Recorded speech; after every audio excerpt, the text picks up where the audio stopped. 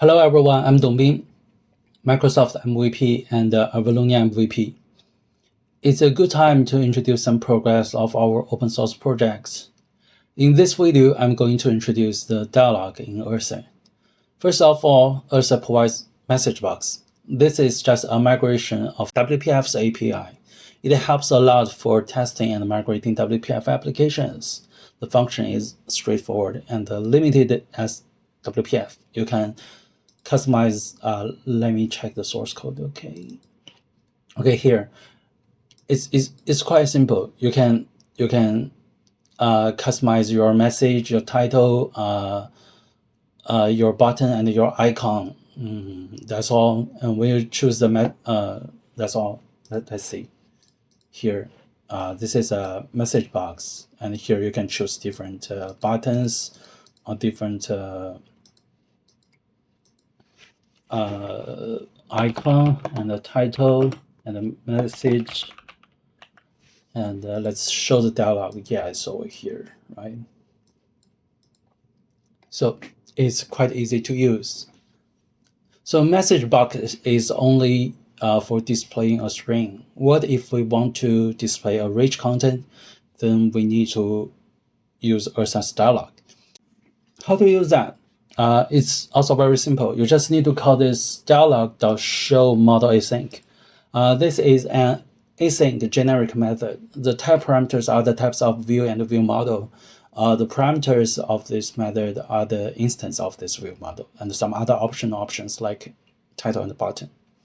So here I prepared a simple view and view model. This flat dialog, as you can see, it's quite simple, right? It's not simple. It's kind of complex compared to message box. And let's try to call it. That's just a show dialog, and it's over here. This number is coming from the view model. And there are also some options that you can choose, for example, info and OK cancel, or even the number. Yes, as you can see. Let's choose yes, no, cancel, and it will show cancel, no, yes, yeah. And when you close the dialog, it's like other windows. It will return a result when you close it. This method by default will return a result which type is dialog result based on which button you pressed to close. Let's see, if you press yes, then it's yes. If you press no, then it's no. So that's pretty convenient, right? But sometimes you might want it to be more customizable. Like I don't need these default buttons.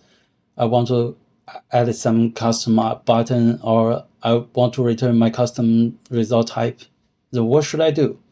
We provide another method, which is called show custom model async, which is also a generic async method. So it's all here. It's like this. This time you need to assign an extra return type as a generic type parameter. And let's see what it looks like. Here I have a special one here. It's all blue with a picture as a background. Yeah, it's like this. And let's see what it looks like. I call it, yeah. The entire dialog, as you can see, is filled with your view, and there is no default buttons, no default icon, and the entire dialog is in your control, except for this close button. So, as I said before, you might want to add your own button to return the result and close the dialog. Now let's see how we can do that. Let's try to add one in this one. In this dialog, we need to add a button. Is it working? Content is thanks. Okay, it's working. Let's change the theme. This is from Semi Avalonia, the classes decided to success. Okay, it becomes green. Yeah. So Let's try to run the application again.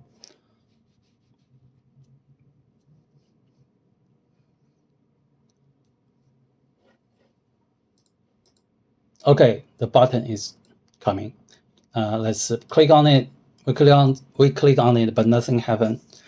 Why? Because we are not telling the program what we're going to do after we click on the dialog, right? So what should we do now? The answer is we need to make our dialog view model implement iDialog context interface. Let's do that. So here, we also need it to implement the iDialog context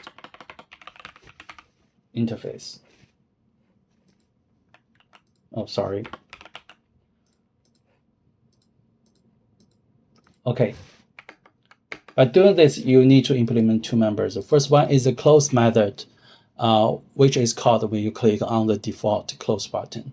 The second one is an event called request close. That is an event you need to invoke when you want to close the dialog and return the result. If you use Prism before, you might be quite familiar with this iDialog wire interface.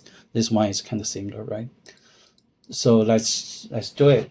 So when we close on it, we request close and close by now. And we also want to have another command, right? Public I command, OK command.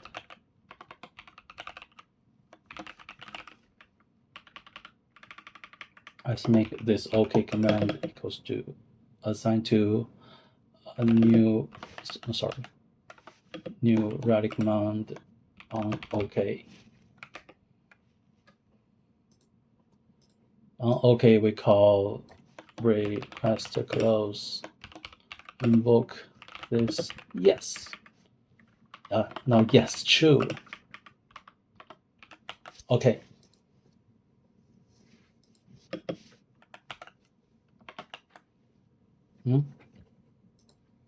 And let me finish the binding over here. So the command should be binding to which one? OK command. Okay. It's disabled. Why? Never mind. So let's try to run it again. Custom dialog. Now let's show the dialog. Oh, it's not working. Why? Let me try to fix that. OK command. Are you initialized? No. Closed on initialize. We need to initialize in the constructor. Okay.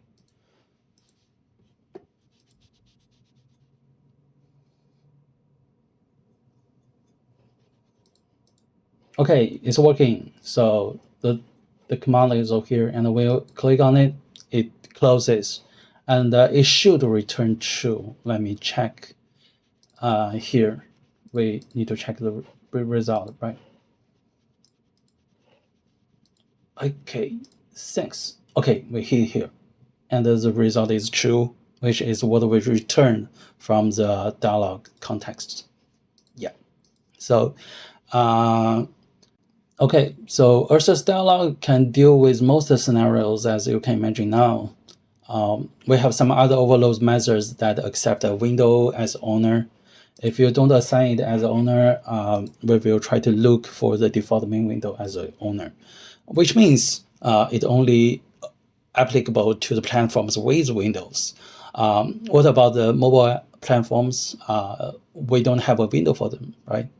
To solve the problem, Ursa introduced the overlay dialog system. You can place overlay dialog host anywhere, and the dialog will be displayed virtually over your application. Okay, so let's put a overlay dialog host over our main layout. Let me find it. It should be our main window. Yeah. Here's a grid. We need to put it over everything. So let's put it over here. It should be overlay overlay dialog host. Overlay dialog host.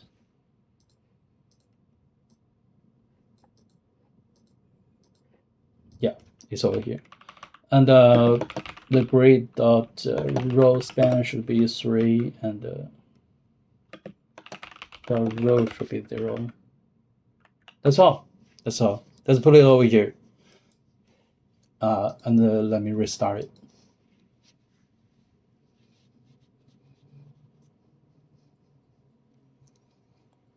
So we are ready for calling the overlay dialog. Instead of calling dialog.show, now we have overlay dialog.show. Our overlay dialog does a show model async. Our show custom model async. It's pretty similar to dialog. Let's see it. The default model, when we call it, as you can see, we find a mask covering the window, and our dialog is displaying over it. Right? The gray mask stops us from clicking on other controls, make it like a model dialog. And here I want to emphasize that the Ursa dialog is actually draggable. You can drag it here and there, and it will always stay within the boundary. It will not go out of the boundary. Yeah. And you can close it. Yeah. The overall usage of overlay dialog is similar to window dialog. These methods are asynchronous and generic. You can await the call to get the result.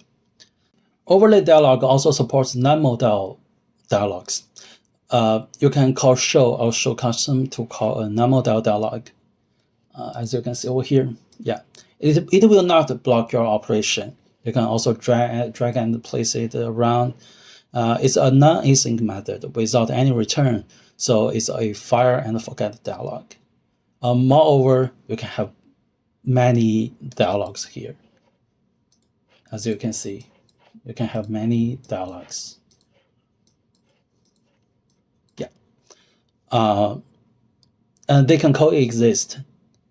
There might be a problem that when you have too many dialogues that they will cover each other, right? And you want to concentrate on the one you like, but you can't find it. So don't worry about this, because Ursa provides the feature that you can change the layer of every dialog. You just need to right-click on the title area and choose to bring it backward or forward, or even to the topmost. Let's bring it to topmost, and it's here. It's quite similar to PowerPoint, right? So earlier I said we have overloads in window dialog to assign the owner. So do we have a similar feature for overlay dialog? The answer is yes. We also have some overload to accept a string as host ID. And when you place your host, you can assign an ID to your host, which must be exclusive, of course. And when you call the method, it will show up in the corresponding host. Let me try to do that. Let me close all of them. Show model. Yeah, as you can see, I put a local overlay host over here, and it will show up over here. And show local, it will display and play around in this local area. That's all for Ursa's dialog, but we have one last thing to mention. You might realize the dialog buttons are all in Chinese, right? It's in Chinese. 确认,取消. What if you're not a Chinese user? Here we have a very lightweight multi-language option. Since Avalonia UI hasn't finalized the globalization strategy, so this one is also temporary, but we hope you are doing that. We hope you are using that. Pretty easy. That you can assign a locale, for example, en-us, right? Let's try that.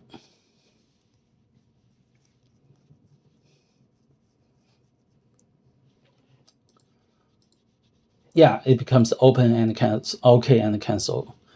Right now, we have Chinese and English options built in. If your locale is not recognized, it will fall back to Chinese. If you want to have your language supported, feel free to raise a PR to us. And you can also check the source code to override the dynamic resource that we are used globally. So that's really all for Ursa's dialogue, and our sessions for January update is coming to end. Don't hesitate to build your Avalonia application with semi-theme and Ursa controls, and let's make an aesthetic evolution of productivity. See you next month. Bye bye.